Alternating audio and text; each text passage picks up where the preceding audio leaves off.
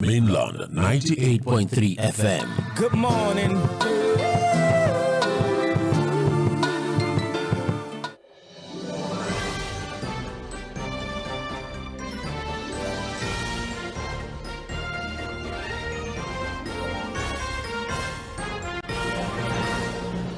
Hello Lagos, hello Nigeria, beautiful morning to you. The 13th day in the month of August 2025. Hope you had a restful night. And as much as you had a restful night, you want to make your morning a better one and even a very lovely morning this morning as you tune your radio to the sound of Lagos Mainland 98.3 FM as we take you through on the journey of content, journey of interesting and profound programs, content and conversation this beautiful morning, which definitely you would love to be part of. So welcome to Morning Express. Once again on Mainland 98.3 FM. My name is Tʀᴇ Yosoye. Just a sort of reminder that it's quite important that we stay active and keep life going, because we always tell ourselves that when there is life, there is hope. So whatever you put your mind at, make sure that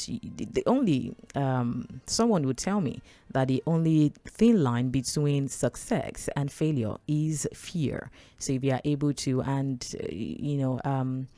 in some quarters they would tell you that courage is not the absence of fear, but the decision that you have taken over the fear and not allowing the fear to overwhelm you or weigh you down or suppress you. And on that note, you're welcome once again. Trends in the papers, it is on Mainland 98.3 FM. And as much as we always grace the airwaves with, thought-provoking conversations, we're ready again this morning to grace your airwaves and make your morning count this beautiful morning by digging through the heart of our dailies this morning, highlighting trends and stories that have made it through the newspapers. And so to keep you abreast, to keep you updated, to give you what is going on. And as much as we are bringing on board the different issues that have graced our dailies this morning, would move further into giving perspective and analyze for better understanding, and just to give better analysis to the story by the help of our in-house analysts, which is Side Forward this beautiful morning as always. So let's have audio visual experience to see what's going on. You want to experience how it's going on live in the studio, so join us on Facebook and YouTube. And regardless of where you are, you're outside Nigeria or you're somewhere far away, you can definitely listen to the conversation this morning via Radio Garden and also via our website www.mainlandfm.com, and you get to listen and even be part of the conversation this morning. On Wednesdays, yes, the new initiative that we've brought on board is the fact that we encourage and want to allow or give room, a large room for our new callers. People that are listening to us, they've not been privileged to call in as much as they should. So we're giving new callers the opportunity during Mainland Focus, that'll be later after trends in the papers, to be part of the conversation. So for this that you've been with us over the years, we wanted to you can navigate your contribution via message. We'll let you know more of that during Mainland Focus. But welcome once again to Trends in the Papers. We're joined by Side Forward. Hello, Side Forward. Good morning. Good morning, Lady Mo. How are you doing? Doing very well. Good morning. How are you doing too? Fantastic. I'm good. Fantastic. All right. That's good to know. That's good to know. All right. Okay. You're welcome to Trends in the Papers on Mainland 98.3 FM, the sound of Lagos. Once again, thank you very much, Side Forward, for joining once again to help us with the analysis and, giving perspective as always. Trust me, I really salute your doggedness and your commitment. Don't worry, I'll take you out. No problem. I did. All right, let's start from the update of the issue that definitely had been in all papers everywhere, trending even on all social media platform, and give the recent update to what has been happening. Several quarters have reacted to the issue that happened on Sunday about the female passenger of Ibom Air on Sunday that happened, about how the whole issue, turned out. And so a storm of public outrage has actually even continued to trail the rough treatment of the female passenger aboard on an Ibom Air flights, with the Nigerian Bar Association (NBA) has waded in. Civil society organizations and political figures are condemning the airline over what they call reckless, unlawful, and dehumanizing sin, and that it threatened nationwide controversy over the now viral video showing her being forcefully removed from the Ibom aircraft last Sunday. And so, according to the NBA, they have waded in, civil society have waded in, they have condemned the airline and even the airline operators of the Nigerian for their handling of the situation, which we also give you analysis to yesterday. So according to the NBA, signed by the NBA president, Mazi Afam Osigwe, and the general secretary, Dr. Mobolaji Ojibara, they are declared that the airline's conduct in violation of our fundamental human rights, and that they said no person, regardless of the circumstances, should be treated in such a degrading and humiliating manner. And they stressed that the passenger, was stripped in public, and filming the ordeal for circulation is the perspective of double standard in our justice system. The selected justice were also brought up about the issue, or how it has been handled, how the react of Kwam 1, which happened last week, August 5 to be precise. And so the police have waded in, and the IG had ordered that force had begun investigating Fuji musician, that's Wasiu Marshall, also known as Kwam 1, over his alleged unruly behavior that reportedly obstructed the safe operation of an aircraft at the Nnamdi Azikiwe International Airport in Abuja. And so the first PRO, DCP Olumuyiwa Adejobi, in a statement yesterday had said that the NCAA, that's the Nigerian Civil Aviation Authority, had formally petitioned the police over the incident, which occurred last. It said that Inspector General of Police, that's Kayode Egbetokun, had directed the Commissioner of Police Airports Command to conduct a thorough investigation into the circumstances surrounding the incident, saying that they have received an official petition from NCAA over the alleged incident involving Kwam 1, that is accused of engaging in unruly conduct that allegedly obstructed the safe operation of August 2025 at the Nnamdi Azikiwe International Airport. And we're having a conversation yesterday which, emphasizing the punishment for anyone that obstructs air flight. According to criminal acts, which definitely you are liable to be in prison for 2 years. When you obstruct an aircraft, any person who by any unlawful act obstructs, causes an alteration to be made in the course of, or in any way whatsoever hinders or impedes the movement of any aircraft, is demeanor, and is liable to imprisonment for 2 years. Obvious law and obvious punishment in the Criminal Code Act 4598 to be precise. Just want to bring that out so that we can get to know what punishment that should have been, laid on the incident. What's your reaction to that? Well, Lady Mo, we have two situations that portrays or gives proper perspective to who we are as a people.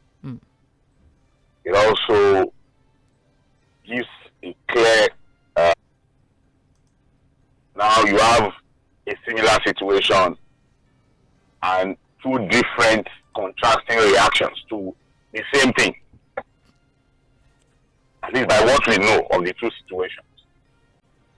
But he said must have happened, he decided to put himself before an aircraft, almost like, stopping an aircraft from taking off, almost getting himself killed. Another tacky statement from the NCAA and FAN until the Minister of Aviation had to step in to say that, look, at least on the first instance, was allowed to walk free, according to his own testimony of issues, that, look, they were even begging him and offering him a private aircraft to lift him up from that place. But he was eventually let go. He left the place. There was no arrest. Nobody detained him. He was not manhandled. And today, he's a man who will be forgiven. So he's still living his normal life. I think a day after that incident, he was still at a party, doing his business, working free and enjoying himself. And then you have another in Nigeria, Kwamtu, like as is being portrayed on social media. Ordinary, innocent, also giving an account of what has happened that may well turn out to be that the young lady is innocent and that she might actually be acting on self-defense. Now, if you look at the NBA statement, you understand where I'm coming from.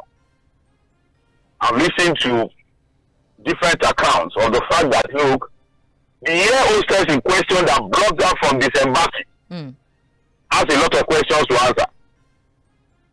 I said it yesterday, Lady Mo, that look, let us even concede to the fact that, okay, she was unruly, they told her to switch off her phone, she did not switch off her phone, there was an altercation that they who are on board, representing the airline from the pilot to the air hostess, needed to be arrested and questioned, or even prosecuted because of what she had done on the flight. Look, this was not a case of the flight about to take off from the flight. It is always at the point, come fly with us. At that point, look, if they tell you to disembark and you don't do that, they might forcefully, evict you from the flight. But we are talking about a situation where the flight had completed the journey, it had landed safely, other passengers had been allowed to disembark. She also wanted us of, I think, the spokesperson of Lɪධᴇ. And I think they are making the matters worse for themselves. That airline. And what he said was that what had happened, that what they did was. Is he going to fly and disappear if she disembarks? So if she comes down from the aircraft, she will disappear. Just like that. So and again, now we need to know what happened. Disembark from the flight. It could amount to forceful arrest. Like I told you yesterday, this is got some good lawyers. She's got a very good case. Number one, the dehumanization that happened to her. We stripped her naked, filmed her video, put the video out there for the world to see and mock her. Upon that, Lady Mo, an ordinary Nigeria, you can see the difference. Big man and poor man. Look at the way our society has treated the two cases. One is working free, got a slap on the wrist, another party. Yes, that is my own conclusion. They wanted to kill the girl. And now the Ibom Air, according to reports now, are denying the releasing of the footage partially, showing. Who released the video? They are saying that they are claiming that the video may have been leaked by third parties present. Who was the third party was at that place? The video was where she was on that aircraft. The person that was making the video, definitely the person that made the video is still in the aircraft. Was on that aircraft to arrest her inside their aircraft. By that arrest was done. That period of stripping her naked. What you actually mean? Didn't you see? To pieces. So that was on their aircraft treat issues. If you are a nobody, the full weight of the law, even before everybody finds you guilty, you now have people who want to quickly strip you naked. If you are not careful, they want to set fire on you, mob justice. But the same society that is quick to strip a poor man naked, that is quick to want to burn and lynch a poor man. They see the people stealing their money, the big men stealing their money, they celebrate them. Quickly, look at our justice system. There's a justice system for the rich and affluent, a different justice system for the poor. The other man left, nothing, nobody touched him. The other one that could have been handled a different way, she was not given an opportunity for fair hearing, nothing was done. Do you know that upon that, the lady is to be remanded in Kirikiri in October? October. Oh. Before, just imagine. If you think you have rights, or your rights are guaranteed, you are deceiving yourself. And that is why you can see that in this society, people are not celebrating people who are on social media who now stand as the voice of the voiceless. That if not for these kinds of people, now That is why you see that the society is celebrating the people like VDM and these other social media guys who are able to quickly put the plight of the poor to save them from harassment, from intimidation. We are still in a society where and I feel they will arrest you and deal with it. Yes. You will vanish and nobody will know. Nothing will happen. And you saw that the foolish man eventually went to collect money. And then just quickly before we move ahead on this story, reacting to the claims of the selective justice, we have a reaction from the NCA's Director Emanson that he explained that the Ibom Air took immediate legal action, while that of the value jet did not activate its rights to prosecute the musician. That are they saying that it is Ibom Air that is prosecuting this lady, not the NCA? Is that what he's saying? He's saying that I saw the charge sheet. I'll try to check again. When you say they took legal action, is he saying that it is Ibom Air that arrested and took the girl to court immediately? Well, according to him, he's saying that in this case, that Ibom Air went straight to court because their crew was assaulted. But in Kwamwon's case, that ValueJet did not pursue any legal proceedings, so that they advised the AON to temporarily ban him, pending investigation. So what is supposed to be the role of the NCA now in this matter? I like the involvement of the NBA. I like, because Ibom Air has in fact, if the case it's a case that we are interested in because it speaks to a lot of us. I see people trying to judge. It cannot go to anybody. That is the society we operate in. Do you know who I am? You vanish and nothing will happen. We are so strong. Condone the shenanigans of the poor, of the rich and affluent in the society. And so they continue to trample on us. Well, so how do you explain it that this girl will be remanded in Kirikiri till October? From January, August 15 to October. You know what I'm saying? And even the issue of the assault now, who has given her the opportunity for faring? Look, people can say we can't blame the man. A story from, the she has not even been given the opportunity to see our side of the story. And then, without August, September, till October. Wow. I just hope, I don't know. I really so for people who are rationalizing and saying no matter of things, pushing for people who are poor not to suffer in the hands of these our so-called VIPs and a very wobbled, fraudulent, useless justice system. Well, thank you, Said, for that very story is on page 29 about the NBA and others condemning the Ibom Air over female passengers assault. Page 29 captures that precisely. And on police probing the Kwamwon incident, page 2 captures that very. What are they probing? What is there to prove? Someone is even saying that it's just a public stunt about the reaction. Now, is it that I did not stand in front of the aircraft? It was not him. Maybe it was AI. I mean. That they'll verify through the videos once again to see. They want to check the videos again. Okay, we are waiting for the investigation. We are waiting. All right, 3FM. Still with the Punch newspaper, the health sector is giving an update on the crisis. That despite 5.4 trillion naira World Bank loan, that the health sector is exchange rate of 1,535 naira per dollar, which we have here in the health-related loans to Nigeria over the past 9 years. However, the Medical and Dental Consultants Association of Nigeria, the Nigerian Association of Resident Doctors, the National Association of Nigerian Nurses and Midwives, as well as even the health officials in states, had argued that despite the substantial funds committed to the healthcare infrastructure in Nigeria and the loans from infrastructure, that does not reflect the huge amount of loans that have been collected from the global financial firm. And you ask, what has happened in that chain? I mean, and then a review of publicly available data on the World Bank's official project portal had revealed that between 2016 and 2020, $1 billion and an additional $111.29 million in grants. Now, so we had over $3 billion in loans and $111 in grants.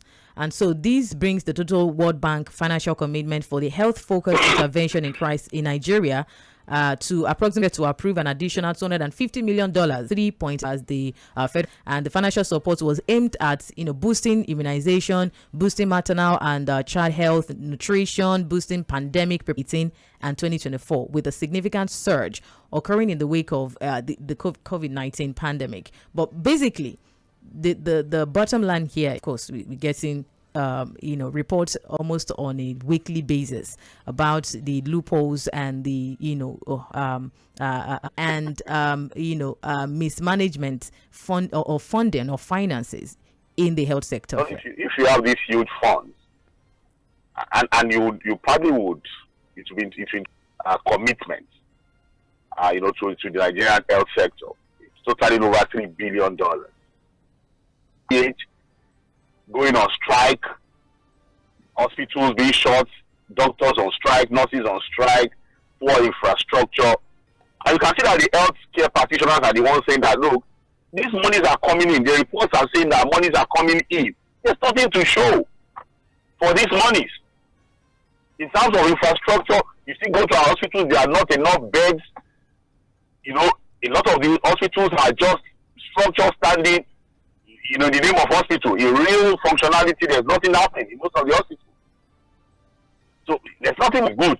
The reality is that, look, we also have to look at our corruption index. No matter what comes in, if we are still very tolerant of corruption the way we are, nothing is going to happen. And the World Bank guys are not the ones complaining. They are happy just to policies. They will continue to dictate to us how we are going to live our lives. Half of the time, for them to give us some of these monies, they tell you to devalue your currency. So you think most of these things we do to ourselves, that is hurting us economically, and things that we decide to do on our own, it's a collaboration of the Bretton Woods organization, IMF, World Bank, who continue to dictate to us economic policies that they will never adopt in their own countries. They tell you, your currency is overvalued, you need to devalue. And because we are so happy to collect this money from them, we take it to hurt our own selves. And now the problem and concern is the fact it's not even the taking, it's the utilization. We are not utilizing anything, because at the end of the day, the guys who are so happy to take this money know that more than half of the money will go into private pockets in the name of fraudulent procurement. We know these things. We know how we are hurting ourselves. And you can see that the guys are not tired. Even though they know there's nothing on ground to show for the money they are giving us, they continue to give us. Because it serves as a leverage over our economic policies and our lives. So the question is, as we collect these loans, the monies we make locally, what are we even doing with it? Because whether you like it or not, apart from these loans, we also have provisions for monies we make locally to take care of our health sector. That's around in the health sector. If we can commit our politicians to use our own local hospital, let the governor of Lagos State use last week. Let Jᴏɪᴜ L쏘ᴅyɪ of Oyo go and use UCH Ibadan for his health needs. Let the minister of the LCT go to Gbagbalada General Hospital or Maitama General Hospital. You will see at the immediate trade. But once they have anything, the private jets, they can fly out of the country to get the best of medical care. And the rest of us left in God's hands. And they see the condition of the health facilities out there that they are seeking. Do they use it? How do they see it? Who told you they've seen it? Perception is key. The fact that they even go there to inspect does not mean they've seen that the place is non-functional. It is what you want to see that you see. Based on perception, it's a class system now. It's a class system. They all feel entitled to be able to fly out to use those facilities. We are the big men. It's a class system. We've gotten enough money. We should be able to fly out to take care of ourselves now. If you are sick, go and use UCH now. That they will say people bring in their own generator. Scandals. And torchlight. I hope you can have a review. Same UCH that used to be the envy of the rest of Africa when it comes to medical care in Africa, where foreigners were even coming to take treatment, became a place that could not have. I hope we have removed subsidy, we channel subsidy money to other sectors. Where are the sectors now that we channel the money to? the monies are the real places that will touch the lives of poor Nigerians, those ones are abandoned. They should come out and tell us, since we remove subsidy, how many hospitals have they renovated? How many hospitals have they fitted with proper infrastructure? How many schools have they touched? Are suffering in vain. Saidfa, that's a bigger headline in the Punch newspaper. Page 19 captures that very story. Let's move where a 30,000 naira car race wager had resulted in an accident that has left 5 people who actually pleaded anonymity. That the accident occurred at around 2 p.m. On Monday, and according to the source, that is suspected Yahoo boys had 0,000 naira wager for the winner.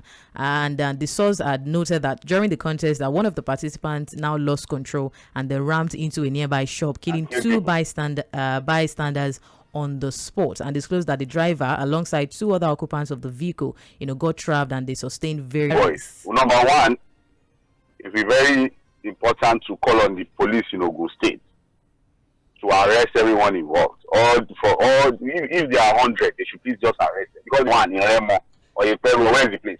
Remo, Ikpara area of Remo.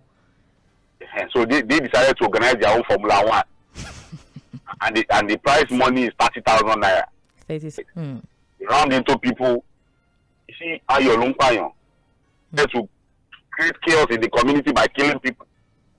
So it's unfortunate we commiserate with the families who have lost their lives. Where they say those ones are just standing by, or maybe in their own shop. They round into them. So the stories are this is just pure case of madness and recklessness.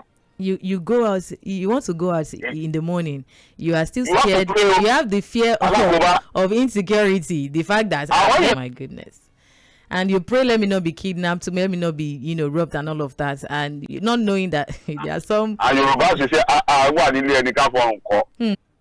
and the prize money is how much? 30,000. You see mental health issue too added to it. In the Punch newspaper, precisely page 4 and 5 in the Punch newspaper. Speaking about mental health, the Punch newspaper is also reporting a lamentation. 1,246 inmates are currently suffering from mental illness. The figure was made public during the 3rd public hearing of the Independent Investigative Panel on Alleged Corruption, Abuse of Power, Torture, and Other Inhuman Treatments by the Nigerian Correctional Service that was held in Abuja yesterday. And according to the Assistant Controller General of Corrections in charge of medical services, Dr. Glory Essien, he highlighted the harsh reality of incarceration and its impact on inmates with mental health conditions in their custodian centers. And he also explained that good distress. That despite the efforts, that the scale of mental health issues, is far exceeding the available resources. Is chronic. It's not like malaria where you give a dose and it clears up. She pointed to transportation issues, limited drug requirements, but with the little that they have, they are committed to upholding the highest standards of their work and all of that. Blah blah blah. So you see the problem now. It will tell you that the deplorable conditions of those facilities is enough to run you ragged. It's enough to, if you went in there with your mental health intact, you can't come back normal. In fact, this figure, I doubt the figure. It could be higher. Patients that look, the number of people who are in our correctional facilities who are awaiting trial is far more than those that have been properly convicted. That's even to tell you he convicted. Do you know the mental distress that we are actually putting people through when they just remain in those facilities awaiting trial? I told you of a report last week, I saw in the papers, where it was said that look, there's a part of our law that mandates our magistrates to visit regularly at the police station to check the cells so that they can detain unnecessarily for too long in our police station. The magistrates are supposed to have regular visits to those facilities. They don't do it. They do. So while we are having people remanded for days in our police cell, and now the one is telling us, or whoever is giving us this story from the facility, saying that look, there's a shortage of even mental health professionals to take care of the situation. Yes, because it's not like any other ailment. It requires. So where are the professionals to even go into the correctional facilities to take care of the situation? I hope they are not even tying some of those people who have gone completely ragged. So you see, we have left, right, center. It's a dysfunctional system you have. Nobody seems to care. And you know why everything is falling apart like this? There's no commitment to nation building. We have a situation where people who get into offices are just all about stealing money, taking money from the system. Nobody is committed to anything. Take. We are so happy to take from the system and run the whole country aground. Well, side forward. Moving now. Thank you very much for that.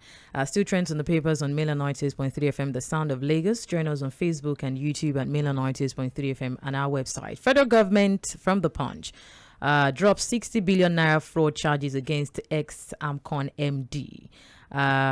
Justice Rahman Oshodi of Lagos, Managing Director of the Assets Management Corporation of Nigeria, Ahmed Kuru, following the federal government decision to withdraw the charges, and the withdrawal was said July 24, 2025. Of course, conspiracy, stealing and transfer of property derived from an illegal act, and he pleaded not guilty, and so bargained with the EFCC and was convicted. And following the conviction, the justice ordered the forfeiture of the 6.3 billion units of the ordinary shares in a company, admission of fraudulently converting a bank to benefit the Sigma Gulf in its acquisition of Keystone. But that of the ex-AMCON federal government had dropped the charges against him.